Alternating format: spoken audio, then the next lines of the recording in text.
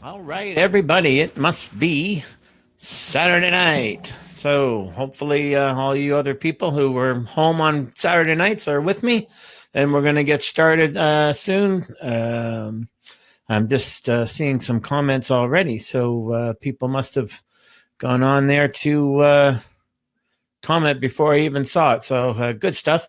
Yeah, so it's going to be a little more of a personal one tonight. Going to start talking about um, my personal diet and things like that. I get lots of questions about it, and we're going to open all that up. So I'm just going to wait for people to get on board, and then I'm going to start on that. Usually start with a couple stories or whatever, but I'm going to forego that tonight and just wait for everyone to get started, and then we're going to discuss the plant-based diet. So we're going to get into that, the whole food plant-based diet, and we're going to talk about all the things involved with that and some more. So I'm just going to wait for the numbers to build, and then I'm going to get into it. So hopefully everyone will be on board, maybe learn a little something, maybe not, who knows. So when you're out there, just give me a shout, and then we'll get into it. But one of the things that boggles my mind is going from the real world of research into where you think the research is going to be on social media, and then watch all the back and forth in social media, where people just seem to want to argue about anything to be different and anything to shout at each other. Really makes no sense to me when people want to talk about evidence-based everything, evidence-based training, evidence-based nutrition, evidence-based diet, this and that. And the evidence is in, folks, that people just don't want to face it. So I'm going to talk a little bit about that and the identity factors in fitness and diet and things like that. So that's what I really want to get into, what I really want to talk about. So I'm just going to head right on into it, and then get going from there. So what I'm going to talk about, I'm going to send this up here. So lately, people have noticed that I've been making a lot of posts on plant-based, talking about it in my webinars, et cetera, et cetera. Hopefully you guys can all see that. So I just made a few notes because I get a lot of questions and I read the comments. And I think a lot of the confusion starts, we want to talk about whole food plant-based diet, and then you can't talk about that separately from the North American diet mentality that ends up leading to all kinds of misinformation, misguidance, belief systems, things like that. And then they get amalgamated together, where people are really pretending that they want evidence-based science, and then when you give it to them, if it doesn't fit their belief system, then they're ready to abandon it or kill the messenger, et cetera, et cetera. So when the evidence is overwhelming, then you're faced with making a choice. So with the plant-based diet, the evidence is overwhelming, but the North American diet mentality of the outside-in factors and everything else, and diet as belief systems, ends up entering into the picture, confusing the picture. And what has actually helped me by frustration, if nothing else, is, like I said, going from research, pure research, and then going on social media platforms to look at certain what people are saying, or looking for someone who is an expert on social media platform, and then reading the comment sections where people want to argue for the sake of argue, or they're completely misguided, misinformed, uneducated, offering an opinion. And I've said this to you guys oftentimes. One of the things that bothers me coming from an academic background is, when I was in university doing my graduate degree and my undergrad degree, at least when you were in the classroom or in a discussion group, you were in with people who were of the same mindset in terms of they've done the required reading, they're taking the same degree, and then you're arguing from a certain academic platform. Whereas when you open up social media, you're very often arguing with idiots and mediating among morons. And, that's a tagline of mine because that's what I see every day.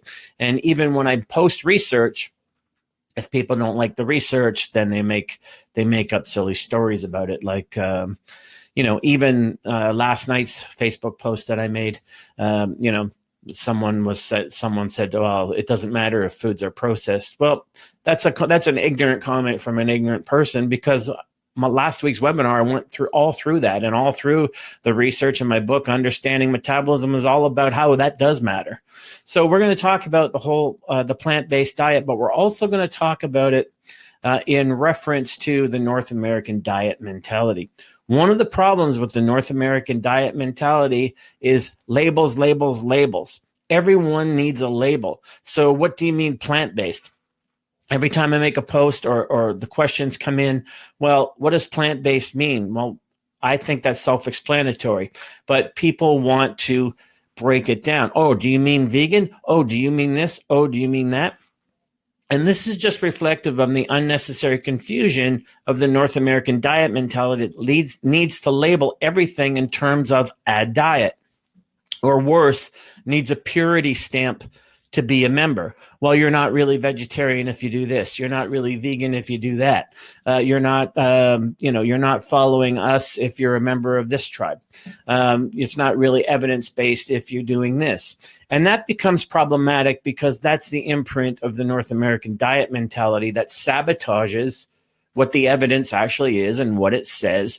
And because we now know how to eat, we know how to eat for health, we know how to eat for longevity, we know how to eat for disease prevention, all those things. So hopefully you're following along and you can see my notes. So diet labels and purists, it becomes differentiated. So we have terms in the nutrition world: omnivores, vegetarian. Are you lacto-ovo? Or are you vegan? We have terms pescatarian, flexitarian. But we need to stop a devotion to diet purity and categories that if you're in this category, then you're not in that category.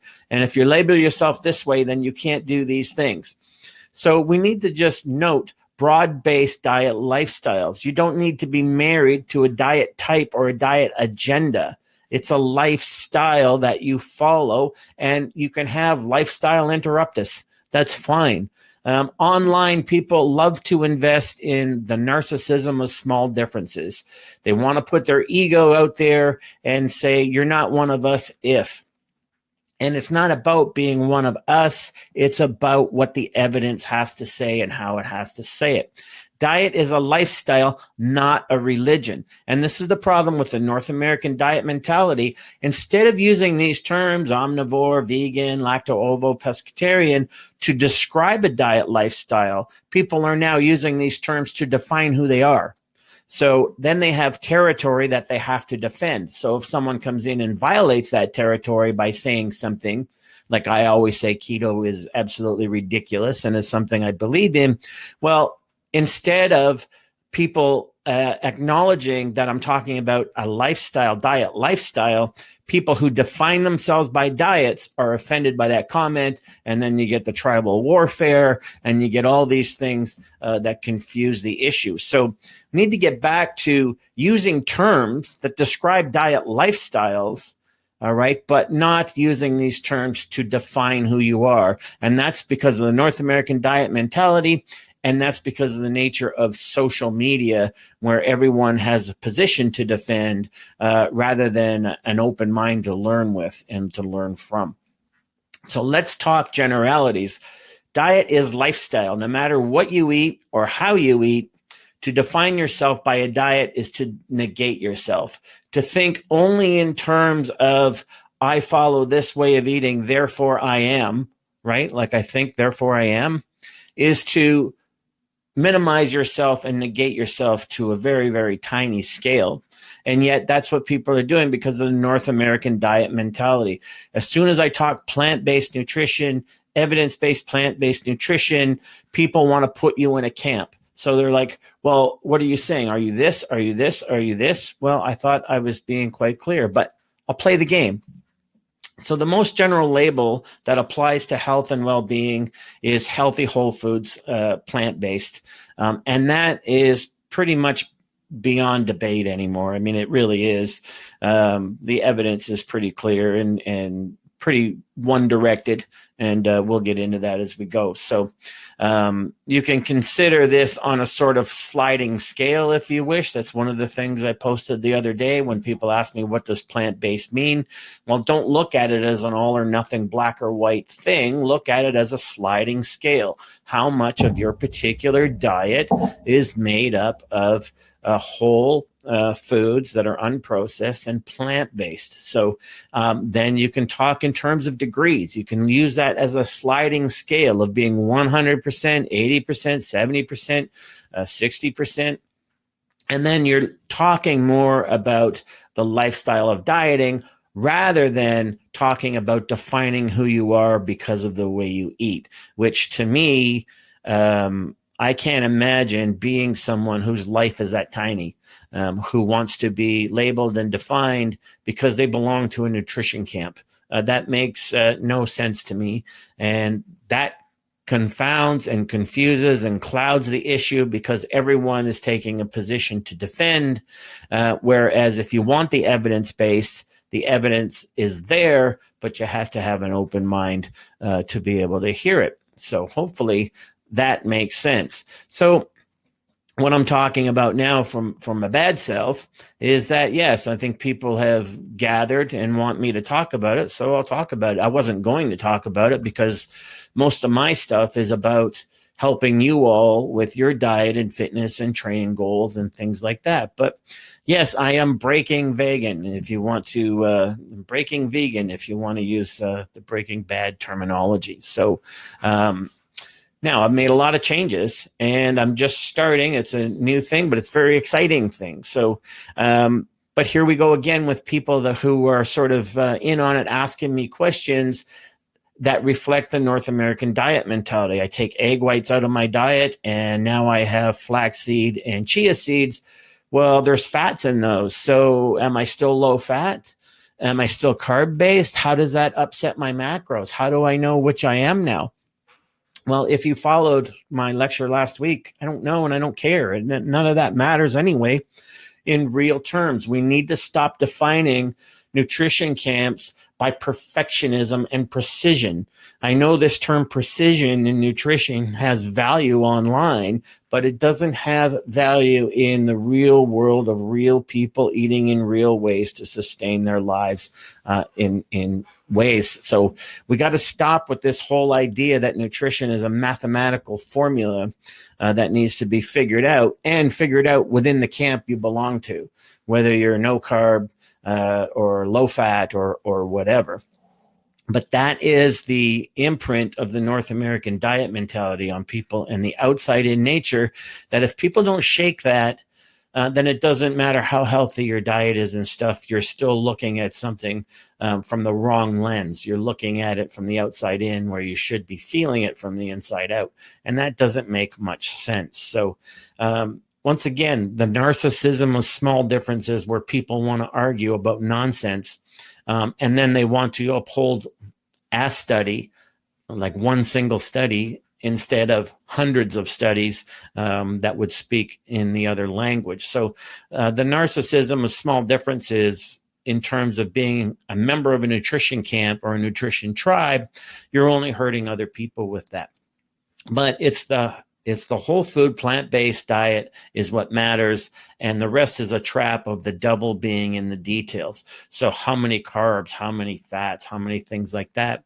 Well, then you start defeating the purpose when you start over-defining membership. All right, then you start getting lost in the devil being in the details, and it's really not in the details. So you can describe a lifestyle that you fit or that fits you, but defining yourself by a diet that you belong to is a way to negate yourself and a way to be a small human being when it comes to those kind of things. So I'm going to use a few examples here, but I still have cream in my coffee, even though I'm breaking vegan. So does that make me a creamivore? And what about cheat days? People ask me about that. Well, aren't I cheating on my diet if I eat something dairy or meat on a cheat day? Then I'm not a vegan, because of course that's not a perfectionist precision definition. Well, I'm fine with that, because the diet lifestyle is something I follow, but a diet membership doesn't define me. I'm not a card carrying member of vegan membership born, 2 months ago or 2 weeks ago. And now I'm a card carrying member of vegan diet. I'm now a full-fledged member and born and raised in veganism. So when we put ism beside a name, it becomes dangerous. So I'm not on a diet. I follow a diet lifestyle, and I make certain choices based on that. So it's very important, if you're going to use a diet to define who you are, and we see this in the fitness industry all the time. I was going to use this story at the beginning, but I'll insert it here. Someone sent me an article on somebody, and they said, "Oh, coach, this reminded me of you and everything you say about metabolic damage." Long story short, it was about a competitor at the very highest level, and I don't follow any of that crap anymore, but like Bikini Olympia or something, who had all kinds of metabolic issues, post-contest, thyroid issues, health issues. And again, defining themselves by a certain membership goes on in the fitness industry more and more. What blew my mind was looking at the comments. Of course, this person has a gazillion followers, so there was like a gazillion comments that are going to drown out any kind of intelligent comment I can say, but totally missed the point. All these health problems from a result of competing, and yet it was all about planning the comeback in a healthy way and all this stuff. And all the comments were so syrupy and nonsensical about, well, you go girl, and you're such an inspiration, and you inspire me, and stuff that just wanted to make me gag. Because if someone was going to be a real inspiration to come out and say, you know what, I did this and it really hurt me, and it hurt my body, and it wasn't healthy, and I'm not doing it again, and you shouldn't either. But instead, because of that cultural membership, they don't even see what's right in front of them. And we have that in the nutrition camps as well. We see that especially among keto and other things, where the warnings of a keto diet, you don't find many warnings for vegetarian diets that stack up against the warnings to going on keto. But if you're a member of that tribe, then you dismiss the warnings. It's like becoming a gang member, right? Well, I got to carry a gun and a knife now, and I'm a member of a gang, so I'll just play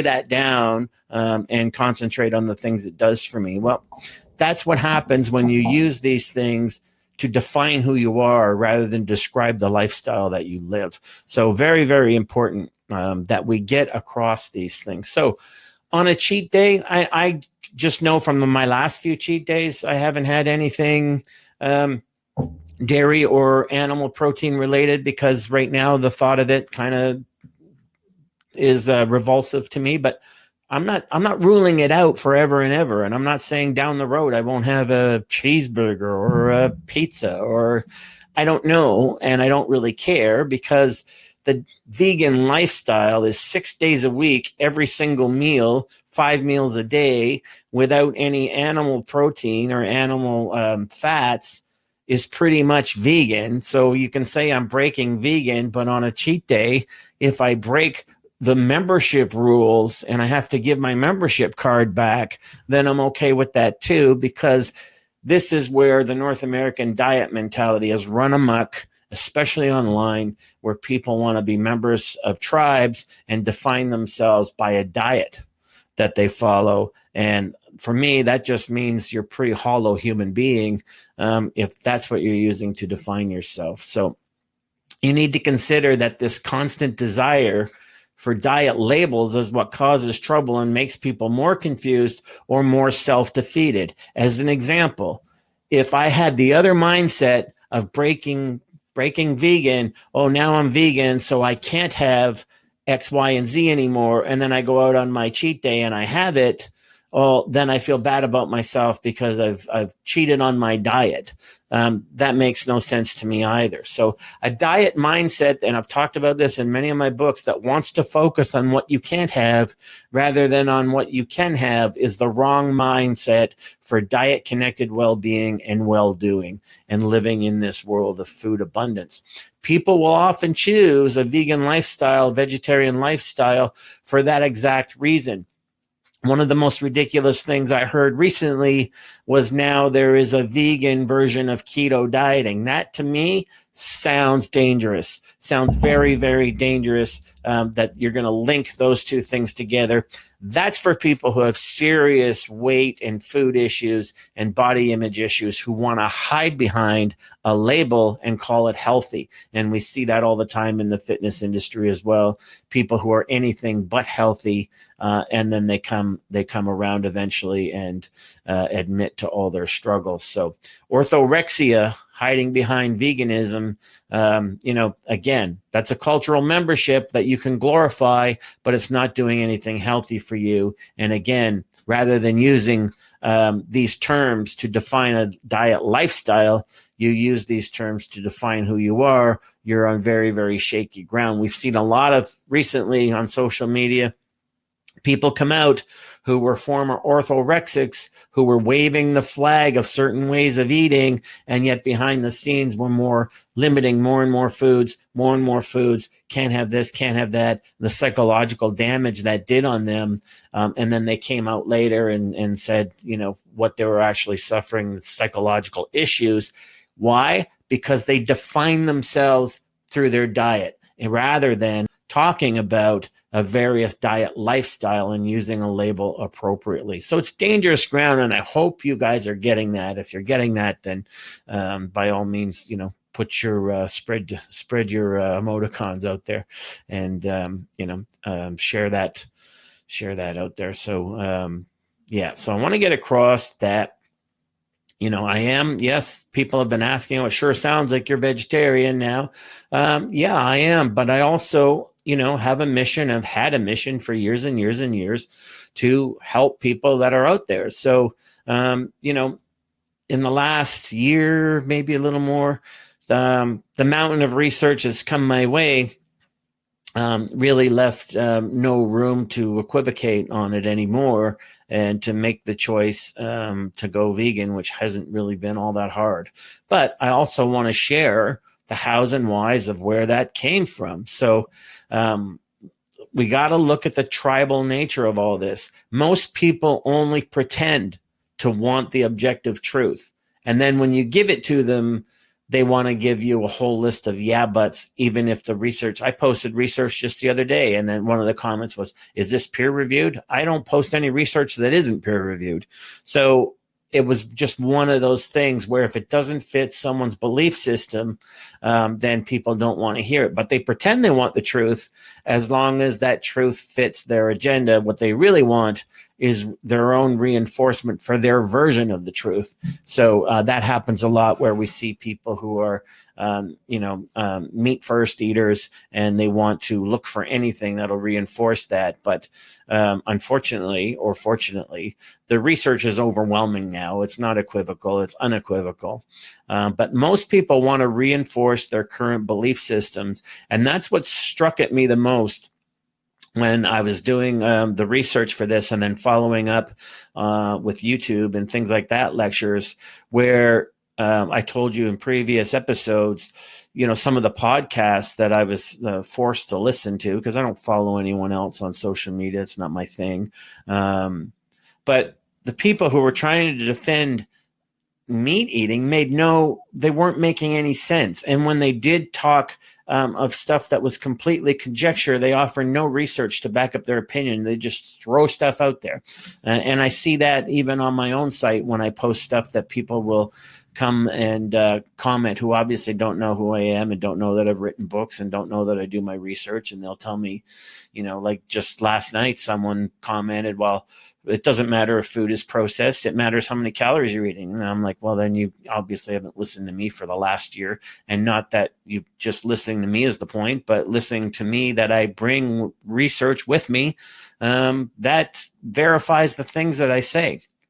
So be careful online. If you're going to get your information on social media, keep in mind that what people really want, while they pretend to want the objective truth, what they want is reinforcement for their own version of the truth. And another way that the plant-based, whole food plant-based experts have said it is people are always looking for good news about their bad habits. So when we understand that diet is a lifestyle, no matter how you eat, then that's a really important thing to get across. So you have to understand how much the North American diet mentality imprints on you and the imprints it leaves. So it's really, really important stuff. And I think people are having their own conversation. So maybe I'm waxing on too much. But here's a little example. Like, this isn't complicated stuff. This is my last, I don't know how many years, for years and years, this was my dinner meal on Wednesdays and Thursdays. I break my diet down and always have into, since the seventh day is a refeed day, I've always done a Monday, Tuesday, Wednesday, Thursday, Friday, Saturday approach so that my foods never get boring. So I'm not eating anything like 6 days a week or anything like that. So this was my dinner meal Wednesday, Thursday, before I chose to go breaking vegan. And now this is it now. So basically, you're just taking out the chicken and adding black beans. It's not really all that complicated. So take a look at that picture, folks. I know this is a guy, I live alone. I don't cook. This wasn't difficult stuff. I was already more or less plant-based. If you see on the left there, you see the 2/3 of the plate rule is plant-based. So it wasn't too much to just take out the animal flesh and put in the legumes. And a lot of the other stuff, my other meals, I'll have to do with video because it won't show in a picture. So I'm gonna do that and show you guys in the future. So that's important stuff. But so on a personal level, also, I was having this conversation with Andy, and I was just saying, like, me staying lean now. I'm going on 57 years old. I spent, most of my career being lean when everyone else was going up and down with off season and on season. It's just not really all that important to me at age 57 if I have abs or I don't have abs or whatever. I want to be healthy, and I want to be as healthy as possible. So one of the reasons and ways that I came by breaking vegan and made the decision, which really wasn't all that difficult, is the mounds and mounds of research that just added up. And a lot of the things that are just flat out. And I don't want to get into that now because I really want to practice. I even wrote down, Papa, don't preach. I don't want to preach about it. So in the last few weeks and the next few weeks, I've scheduled a bunch of Facebook posts coming up that'll be research oriented about whole food plant-based diet and or ramifications of meat eating diet without the morality. So for me, the choice wasn't a moral one. It wasn't about the health of the planet and killing animals, although that's relative. For me, it was about all the other research about health and well-being and dangers of dairy and meat and things like that. So now it may be, I don't know, I might stay as lean as I am now. I might even get leaner doing a whole food plant-based. I won't know that for another year or so. I haven't been on it long enough, but it simply isn't factoring in the decision for me. It's the research that is factored into the decision, and the research keeps mounting. But not only is the research mounting, but it's been like a pyramid. So the best researchers out there, Michael Greger, the other ones that you guys are mentioning, T. Colin Campbell, they're able to find and use research that goes back decades as well. So you've got a pyramid, you've got a foundation of research that is now peaking and making it more and more obvious that a whole food plant-based diet is just the right diet, especially for someone of my age and my desire to lead. If you're going to lead, then you better lead by example. So, that's always been my way in the fitness industry. I don't, if I'm not going to practice what I preach, then I think that leaves a lot to be desired. So that's just the way it is. And then people want to, people start thinking, well, what about my clients? Does that mean all my clients switch to vegan? Does that mean someone writes me for a one-time custom diet? Now I'm gonna give everyone vegan diets. No, that's not how I work. When people order diets from me, they tell me their limitations or lack of limitations. I do an assessment and I base upon what I think they will follow and what I think they need to follow. So it doesn't really affect how I base my clients. A lot of them will write me and say, "Hey, Scott, I'm plant-based and I want to stay that way." That's fine too. But this is my personal choice because people kept asking based upon a lot of my webinars and the posts I've been making. So this is just me, keeping it real and sharing it with you guys about people want to hear my personal stories. So this is it. It took me a long time to get here. But it's a necessary transition. It also shows you're never too old to change. You're never too old to learn. And, you're never too old to decide, but it takes action. So, yes, on the personal level, I am breaking vegan. It's been a short time, so I'm not going to go on and on about all the changes until I actually know them. But let me talk about some of the other elements of this. Let's talk about position papers around the world. And here's just a few that I came up with just for this. So here's the Academy of Nutrition and Dietetics, USA. Here's a clear message. It is position of the Academy of Nutrition and Dietetics that appropriately planned vegetarian, including vegan diets are healthful, nutritionally adequate, and may provide health benefits for the prevention and treatment of certain diseases. These diets are appropriate for all stages of the life cycle, including pregnancy, lactation, infancy, childhood, adolescence, older adulthood, and for athletes. Plant-based diets are more environmentally sustainable than diets rich in animal products because they use fewer natural resources and are associated with much less environmental damage. Vegetarians and vegans, and look at what I put in bold here, vegetarians and vegans are at reduced risk of certain health conditions, including ischemic heart disease, type 2 diabetes, hypertension, certain types of cancer, and obesity. Low intake of saturated fat and high intakes of vegetables, fruits, whole grains, legumes, soy products, nuts, and seeds, all rich in fiber and phytochemicals, are characteristics of vegetarian and vegan diets that produce lower total and low density lipoprotein cholesterol levels and better serum glucose control. These factors contribute to reduction of chronic disease, and that's the statement. Vegans need reliable sources of B12, blah, blah, blah. That's simple enough. This is the position of the Academy of Nutrition and Vegetarian Diets, 2016. So the Canadian Pediatric Society states, well-planned vegetarian and vegan diets with appropriate attention to specific nutrient components can provide a healthy alternative lifestyle at all stages of fetal, infant, child, and adolescent growth. The Australian position. Not only are animal products unnecessary for optimal health, an increasing number of nutritionists and health professionals are acknowledging animal products are harmful to our health. And then they refer to the Physicians Committee for Responsible Medicine.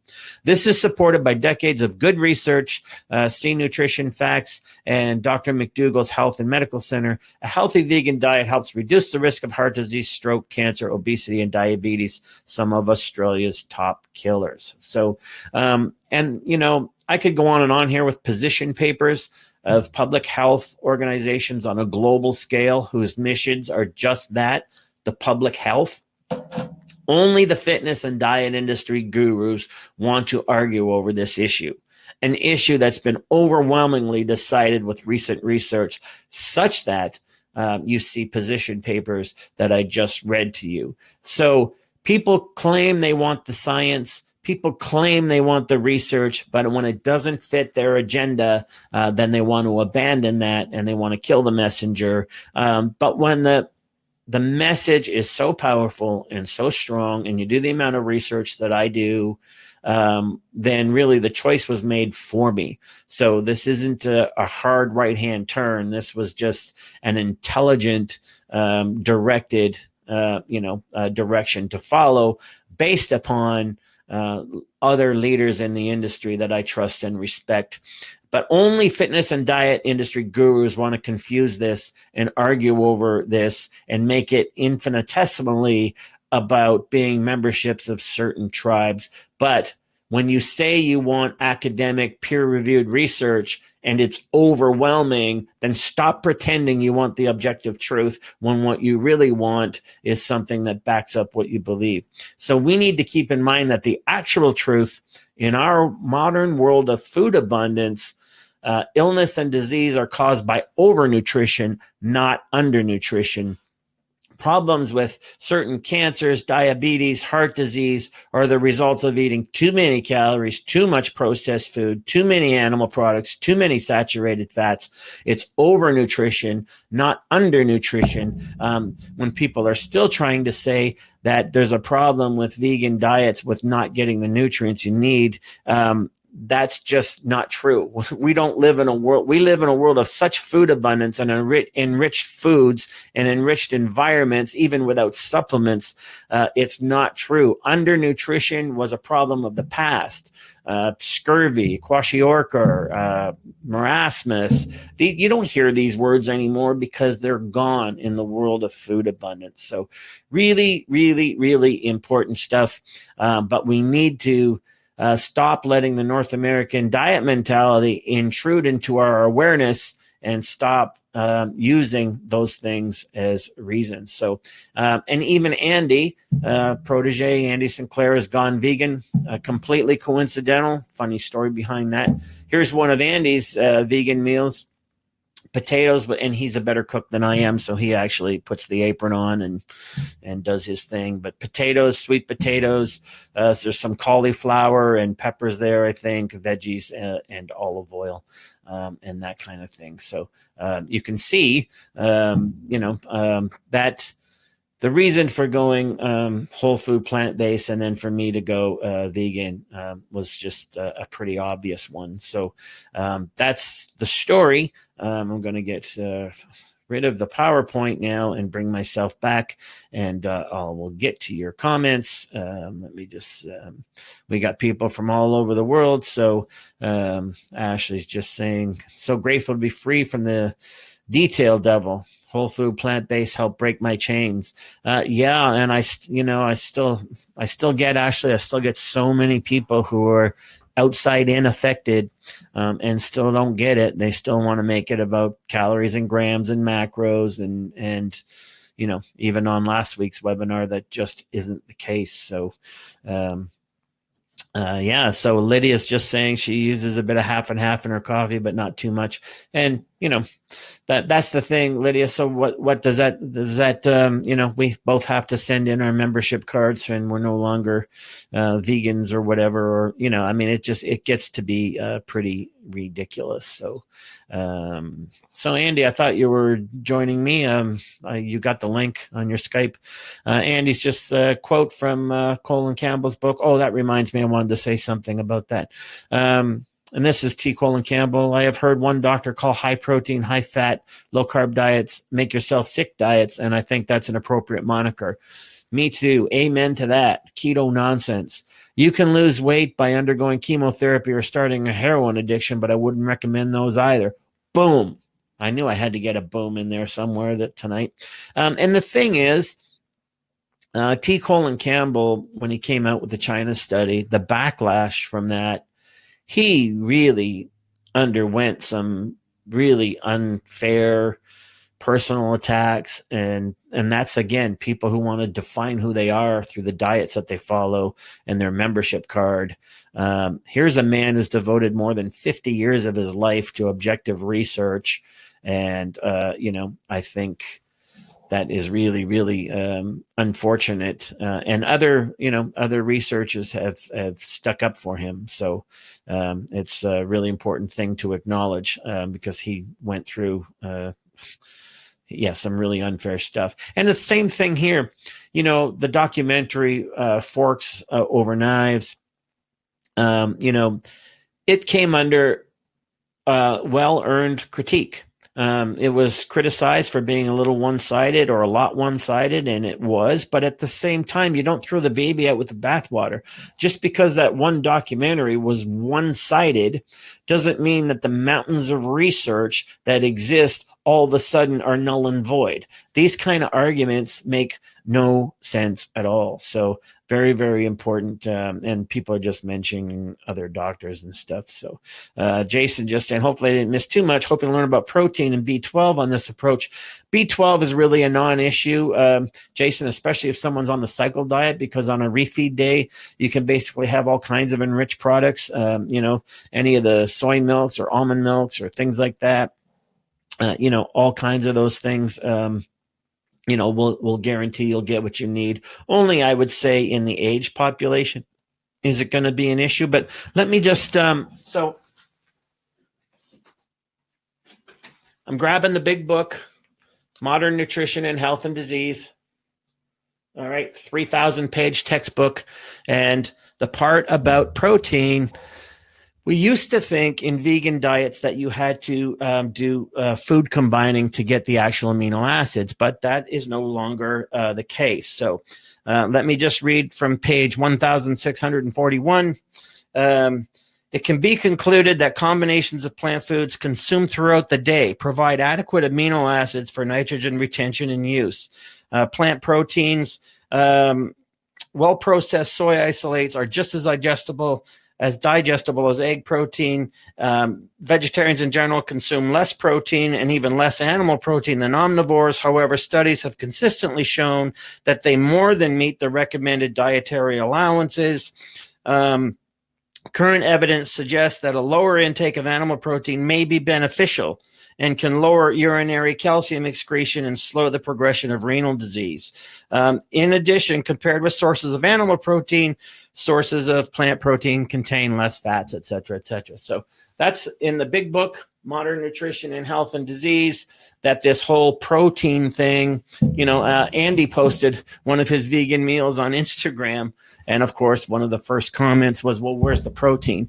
And this is the kind of level of ignorance that's out there. So, people don't understand the components of certain foods. So Eric's just saying no more egg whites. No more egg whites, Eric. Maybe someday I'll have them, I'll have them someday on a cheat day or something, but I'm not really all that concerned about it. So it's not something I'm going to worry about or think about or anything like that. So I got Andy on board, but I'll just go through the comments and then I'll let Andy do some yakking.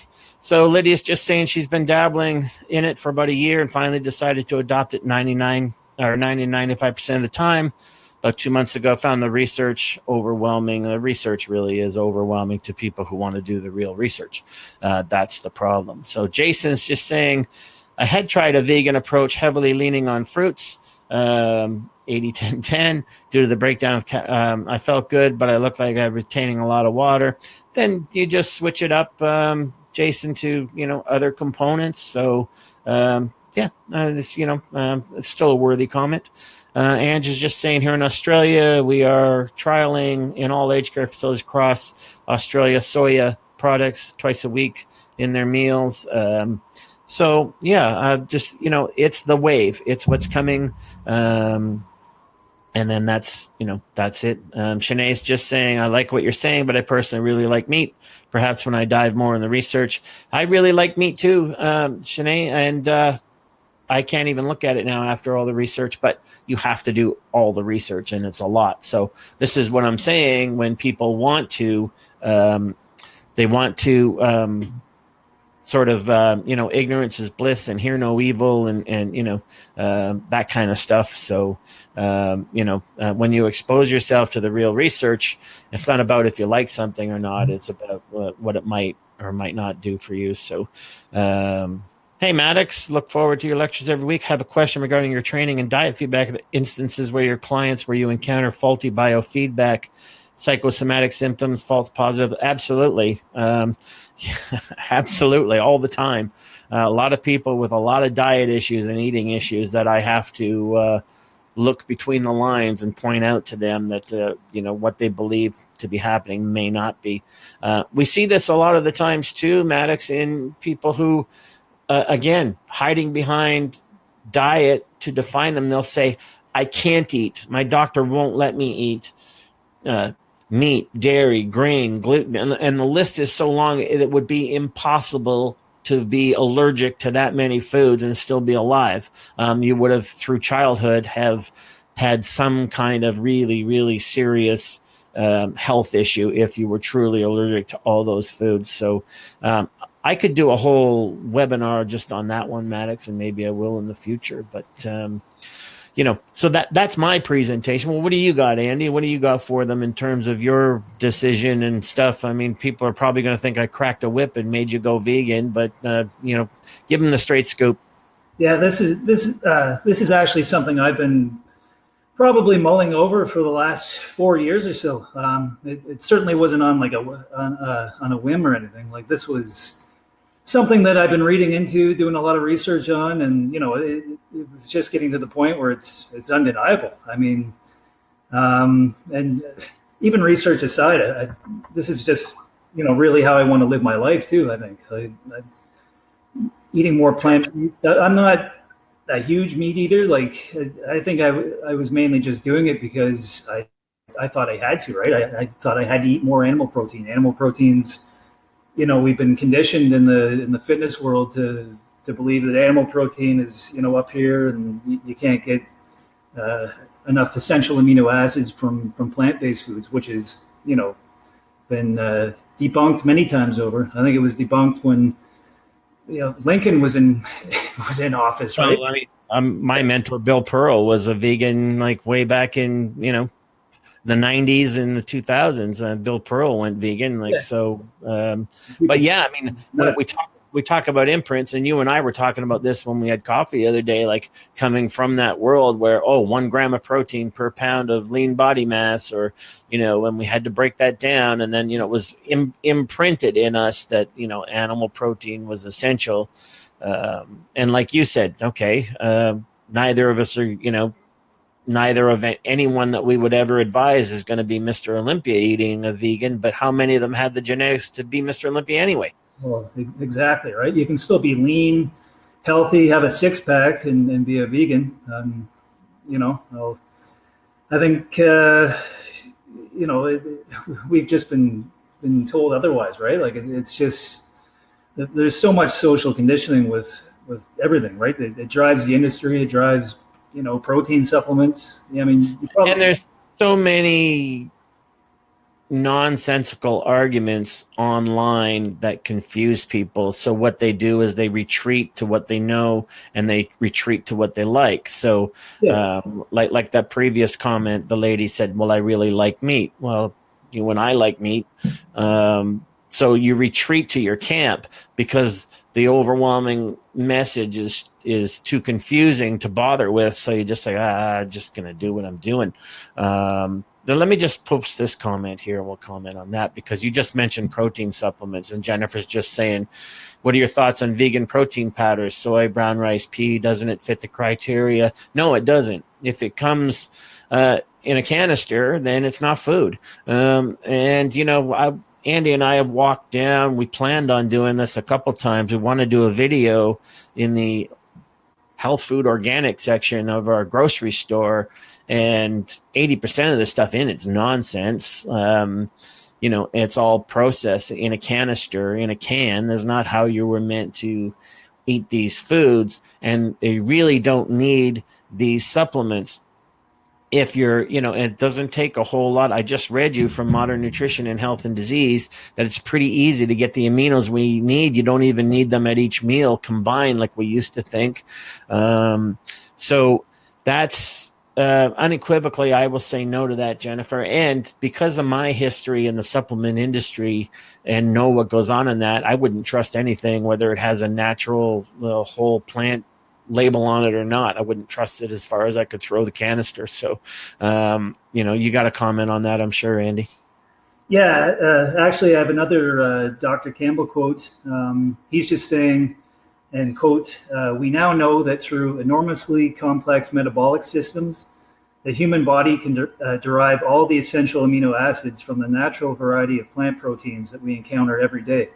It doesn't require eating higher quantities of plant protein or meticulous planning of every meal. So, and I think that's one of the things that, and great quote. I'm glad boy, did you hit the nail on the head with that one. So there's the answer to the question about protein that was asked by, who asked that now?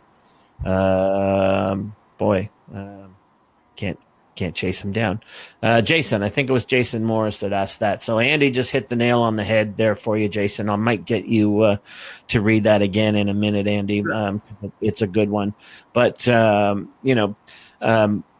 it's not essential. And the other thing too, and I lost my train of thought. Let me just get to David just saying, I'm thinking maybe trying vegan with my normal diet. I eat chicken and meat, but also, but not on a huge scale. Wouldn't mind changing. And that's what I did, David. I was pretty much, I was already plant-based. Andy was already plant-based in terms of not having much of the unhealthy meat stuff. So in other words, even my chicken, tuna, and egg whites were pretty much free of saturated fats, et cetera, et cetera. So it wasn't a huge transition, but it's been years and years. And what I'm finding is, again, diet psychology being everything. One of the things Andy and I were dancing around the table at coffee the other day at Starbucks and everyone was watching is just how exciting and fun this is now. Like, it's like, instead of this, drudgery of making everything work because we're vegan. I'm just loving the chickpeas and the black beans and taking out the asparagus and having a great big humongous, I want the big salad, Andy will get that reference. So it's just fun, but that's how you look at it. So read that quote again, Andy, but I'll stop you at certain points so I can just add my 2 cents. Jennifer, you're most welcome. Hopefully it helped.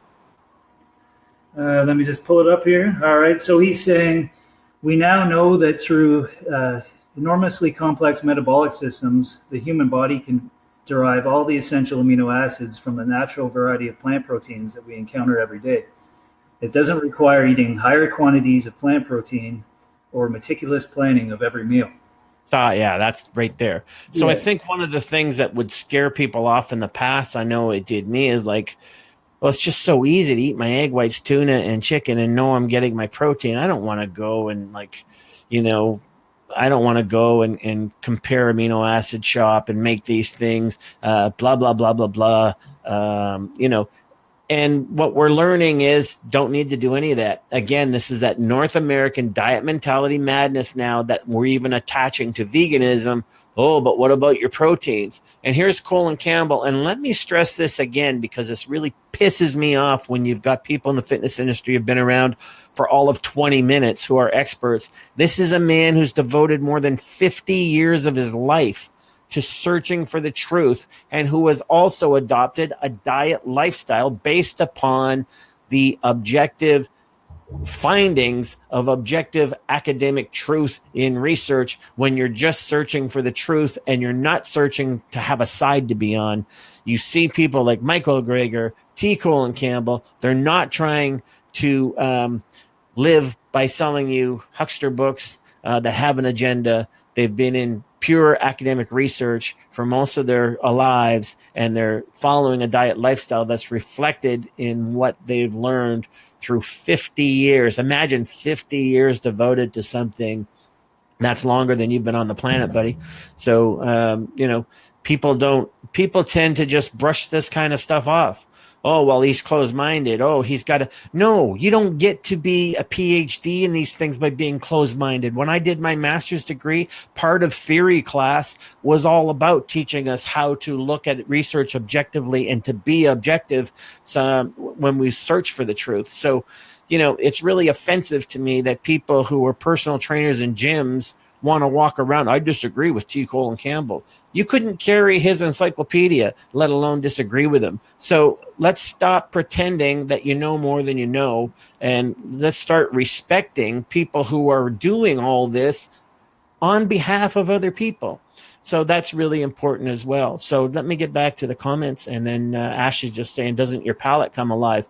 And funny, you mentioned lentils there, Ashley. Yeah, lentils is, I've taken out my, for my Friday, Saturday, I've taken out my tuna and I've put in lentils to go with my coleslaw and my baked potato. And the funny thing about the legumes is with my chicken and stuff, I had to add hot sauce and things like that. With the lentils and the black beans, I don't add anything. It's just such a taste explosion in my mouth. I mean, I don't know. Andy, you're more of the cook than I am because I'm pretty silly. But I mean, you're going to make someone a good wife someday because you like to cook. But maybe describe, I mean, that meal that I posted of yours, that was just something you whipped up. But maybe describe a little bit of that. It probably takes about 5 minutes to whip it up. I just keep black beans and chickpeas ready to go in the fridge. They're just in Tupperware containers. Take them out. Maybe saute some veggies on the stove. That takes all of 5 minutes. I have rice cooked and ready to go, so I just pretty much heat everything up. Boom, that's done, and it tastes amazing. So. And we were both commenting, being kind of new to it, but. Oh my God, the money you save at the grocery store. Yeah. My grocery bill is probably more than half. Like it's awesome. A can of chickpeas is like 88 cents. So I mean, you can't. And that lasts 2 meals, right? Well, it lasts you more, but I just divide it in half for 88 cents. Like yeah. Let me get back to the comments. Lydia's just saying, stumped for dinner ideas one night last week. Decided to make a vegan meal. Surprised they loved it. A variety of roasted veggies, roast potatoes. Yeah, I would like to have a bunch of vegan moms and stuff on my show and just talk that kind of stuff. Like, again, there's such a fear factor in, I can't have my kids eat vegetarian. They're going to need, they're growing. They need this, they need that. And, it's not true. Let me just get to Stephen. I'll get back to you, Andy. You look like you got a comment, but Stephen just saying, let that today Herschel Walker is basically on a vegan diet, not concerned about his protein intake. He still does body weight exercises and is buff. I did a thing on Herschel Walker a long time ago about his training and things like that. I'm not familiar with his diet, can't really comment on it, but Jennifer just wants to know, what would a cycle diet treat day look for you both now that you're vegan? Well, Andy and I were talking about that. I mean, Andy's going to, the thing about the cycle diet and what I was saying earlier, Jennifer, is I don't define who I am by that. So, if 6 weeks down the road, I'm not going to say, I'm a hypocrite because, I'm going to have ice cream. I'm a hypocrite because on cheat day, all bets are off. And if I feel like something, I'm going to have it. However, in the last few weeks, I have not felt that. And today, Saturdays, I always go shopping for my cheat day.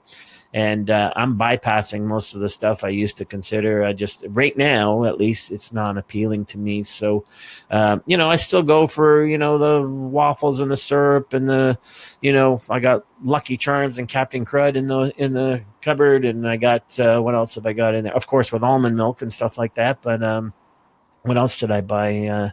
I bought muffins for tomorrow morning. I've got blueberry muffins, lemon cranberry muffins, and chocolate banana muffins. And I bought a chocolate pizza. Andy, I got to show you at the superstore. They got a white chocolate and dark chocolate pizza frozen. So maybe, and then Andy and I might be going out tomorrow. And if we do, we'll just sort of put on video on, one of our first cheats going plant-based. But of course, if we get there and feel like something else on a cheat day, then you get some cauliflower wings at Montana's.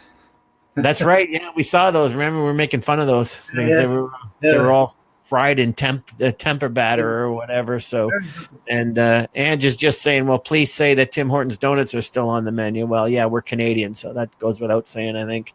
But I'm not going to label myself as a vegan either. Like I'm going to keep cheat days open. I'm not worried about staying a hardcore vegan. I'm still going to enjoy food. That's what the cycle diet's all about. It's not about feeling guilty about anything. Yeah, we're not going to ever stop pretending that we don't live in a world of food abundance. I think that's just that kind of ignorance leads to a lot of psychological issues with food and diet, etc. So, that's why on the cheat day, all bets are off. But for 6 days a week that I'm eating completely plant-based now, which means no egg whites, no tuna, no chicken anymore. I guess that qualifies me as vegan, but it qualifies me as vegan to describe the diet lifestyle that I lead, not to describe and define who I am. And I think that's an important differentiation. So Ashley's just saying John McDougall's wife has a gazillion recipes, including desserts and sauces on the McDougall website that are free. So, yeah, you get a lot of this for sure. People are just coming out and saying, here, try this, try that. That's why I'd love to get some mothers on the show and stuff. And Jared's just saying, I remember you had me Jared's a former client of mine, on a vegan diet for a while several years ago, then had me add in chicken breast for 3 of my 5 cycle diet meals with brown rice and frozen green peas based on assessment. On my own now, I've taken out the chicken on one of my meals, put back in the unsalted mixed nuts, because the chicken made me feel heavy in the gut. I might cut it out another meal and add back in the nuts, see how I feel. Saves money too. So, I've been gone back and forth over the years and stuff, but I kind of let people decide for themselves, what kind of diet approach. If they don't define it, then I don't define them for it. That's not how I work with clients. But what other thoughts you got on this, buddy, since we're... Probably it's just more about protein sparing nutrients, I think, than protein itself. Everyone's so worried about not getting enough protein, but it's really about protein sparing nutrients. If you're eating enough calories, plant based will get the job done. It will. You're not going to be deficient in anything. And I will mention a little bit about metabolic shift, because we talked about that. Whenever you're changing a diet beyond just a minor tweak, there's going to be what's called metabolic shift. Now, mine wasn't nearly as dramatic as I thought it would be, but I did experience 4 or 5 days of metabolic shift from my breakfast meal when I took out the egg whites, which is a pretty voluminous egg whites and ketchup, and now I have the flaxseed and the chia seed. That was less of a food bolus in my stomach, so I felt hungrier a lot faster, but within 4 or 5 days, that completely disappeared. So even the metabolic shift, switching to whole food plant-based, wasn't as dramatic or dire as it usually is. So, that's... Alex just saying, can we paint a picture of daily meals we'd be eating? Maybe in a future episode, Alex will do that. I think it's probably going to change unless, Andy, there's a picture of a couple of the meals in the comment section, or if you go and rewatch this, not in the comment section, in the PowerPoint presentation that I made of one of my meals, one of Andy's meals. I just said oatmeal I have with flaxseed and chia seed. You want to mention a quick meal, Andy, that's going to be a regular of yours, and then... chickpeas, black beans, rice. That's definitely a staple.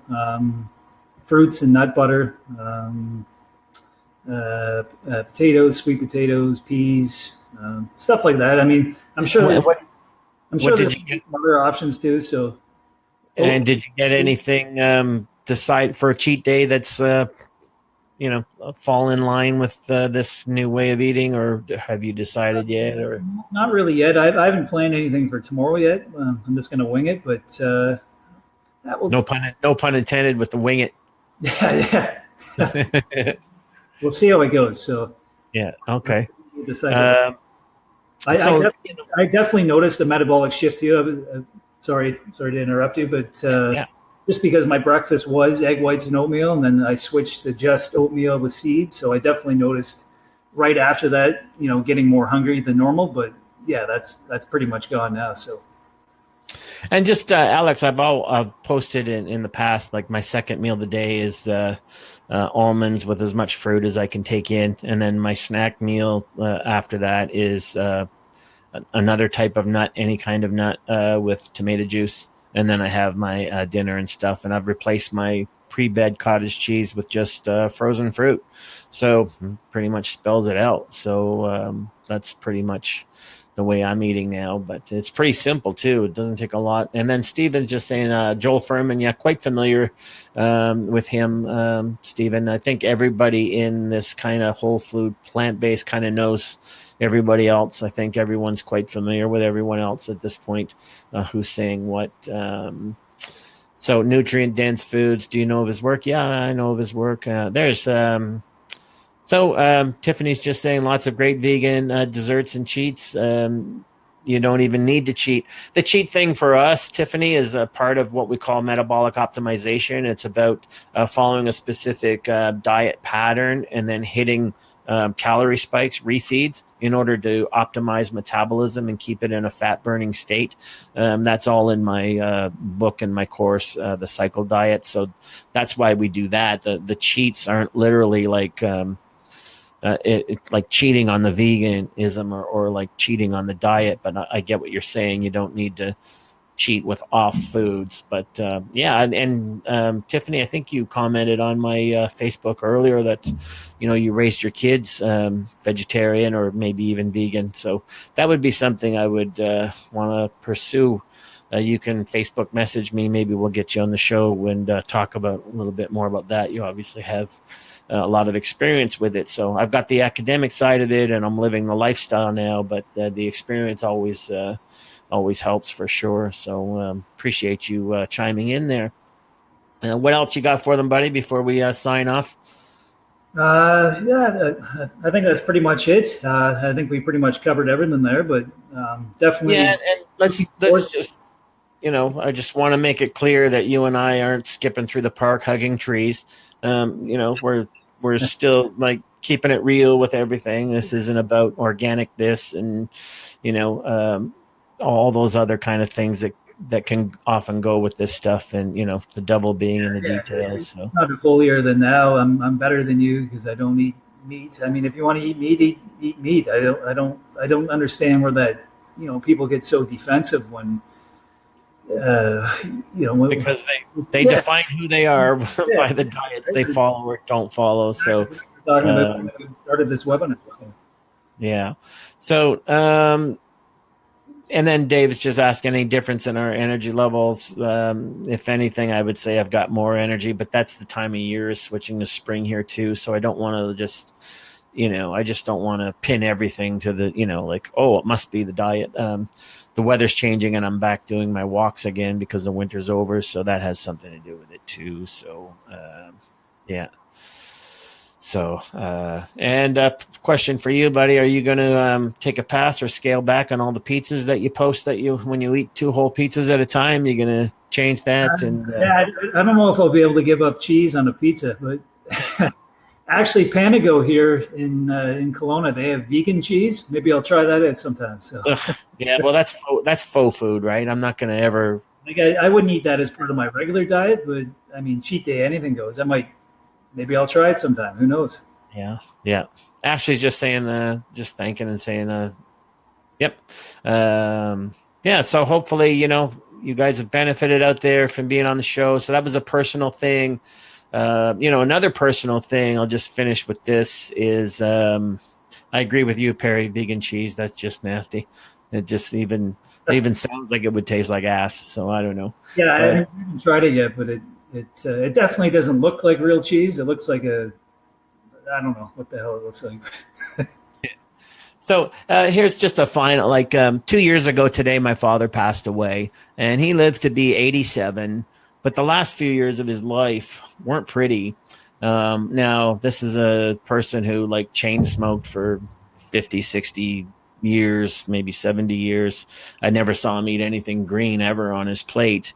But the last several years, his health just completely debilitated, heart failure. So he was alive, but his legs were all open sores and wrapped up tight. He was in a lot of pain. I remember asking him about 6, 7 years ago. He was a pretty interesting character, and I wanted to write a book about him. And I remember saying, "What one of your regrets?" We were having the end of life conversation, and he said, I regret that I've never seen the mountains. I've always wanted to see the mountains before I died. And I remember saying, Dad, I live in the friggin' mountains. You could fly to Calgary and I'll drive you through the Rocky Mountains. But at that point, he was so infirmed, even though his mental faculties, everything was there, but he was even afraid to fly, maybe because he couldn't go 4 or 5 hours without a cigarette, or maybe the pain. But so you see how debilitating it can be when you get to the later years, when you don't invest in these younger years. And that's kind of in the back of my mind now, today being that anniversary of watching someone who was a pretty strong character just get weaker and weaker and weaker. And you have a story about, remember you were telling me about your, you call him Papa, but your granddad was. Bob, he definitely, I mean, he wasn't a vegan by any sense of the word, but he definitely followed more of a plant-based diet. I think he just, he knew how to eat. But he was strong and old and yeah, like he passed away when he was about 90 years old, I think. That was back in 2010. But he had changed the oil in his truck 3 days before he died. Like he was still changing the oil in his own vehicle at 90 years. 90. At 90 years old, and yeah, and he just went out like a light though too. No suffering. Never spent a day in the hospital. He had a nice warm bath and dropped dead on the way back to his bedroom, and that was it. So that's the way to go, rather than watch someone just get, it's hard to watch, Absolutely it is, yeah. So when I remember you telling me that story at coffee, I'm like, that's the way to go. That's the difference. Live till you're 90. You're out there changing the oil in your car. You're doing what you always do. You're living at home. You're not in a facility, and you're walking. You're having a hot bath, and you walk out and drop dead. That's how I want to go. Like it's just, compared to what I had to witness, with my father 2 years ago today, and then the 3 previous years before that. So on that note, folks, I don't mean that's not meant to be a bummer. It's meant to be like a motivator. Because what we do now is going to dictate how we're going to be when we get to those. So hopefully that, for what that's worth anyway. But great. Lydia's just saying great webinar. Hope you all feel that way. If you do, throw your emoticons across the screen. Apparently Facebook likes that. I like having you guys out there. So that's a personal people were asking, and now and for the next couple of weeks, maybe even a month, you will see how I will be posting lots of research. Now it's just scratching the surface of the research I've done in the last 3-4 years that precipitated all this. But stay tuned to my Facebook page, and you will see I'll be posting pretty much every day. My second Facebook post or third Facebook post will be research geared towards either the perils of meat eating or the benefits of the whole food plant-based. And so glad to have you all out here, and I hope I'll see you all again. Spread the word, hit your share button, and we'll try to bring Andy back as well as often as I can, because he pretties up the place. And we'll leave it at that, and we will see you all next time.